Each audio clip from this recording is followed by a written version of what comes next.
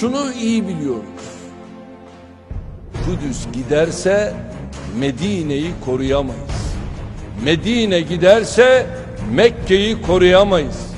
Mekke giderse Kabe'yi de kaybederiz. Unutmayınız, Kudüs demek İstanbul demektir, İslamabad demektir, Jakarta demektir, Medine demek Kahire demektir, Şam demek Bağdat demektir.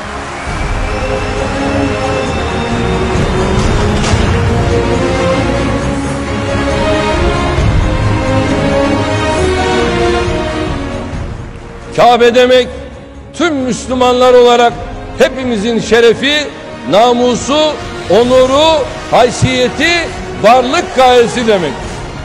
Biz bunların hiçbirinden vazgeçemeyiz. Allah'ın emrine ve ecdadın emanetine sahip çıkmak için ne gerekiyorsa bunu yapacağız.